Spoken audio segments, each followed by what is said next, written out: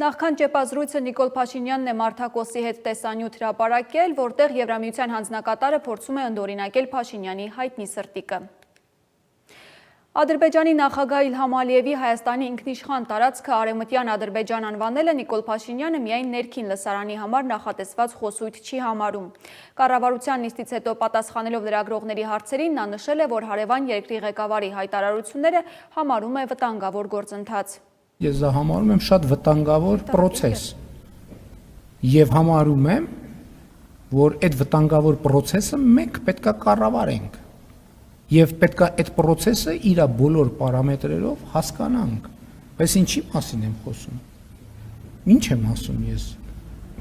Արդեն 2 տարի է Հայաստանում ինչ եմ ասում։ Կառավարելու ենք առաջին հերթին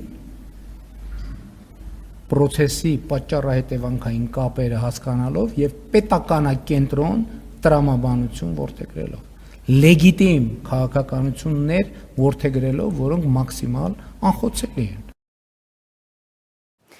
Փաշինյանի կարծիքով այս ամենի լուծումն այն է, որ Հայաստանն ու Ադրբեջանը գործեն ռազմավարական գործարքի տրամաբանությամբ, որով երկու կողմերի այս հայտարարությունները զուգահեռաբար կկարգավորվեն։ Նրա խոսքով առաջին քայլն արդեն արված է, Հայաստանն ու Ադրբեջանը նախաստորագրել են խաղաղության համաձայնագիրը։ Ըստ նրա, այդ համաձայնագրով կողմերը ճանաչում են միմյանց տարածքային ամբողջականությունը եւ սահմանների անքակտելիությունը։ Իդեպ ադրբեջանական լրատվամիջոցները ակտիվորեն արձագանքել են ասուլիսի այն հատվածին, որտեղ Փաշինյանը մեղադրել է ընդդիմադիր ուժերին նոր սեպտեմբերյան պատերազմ պատրաստելու մեջ։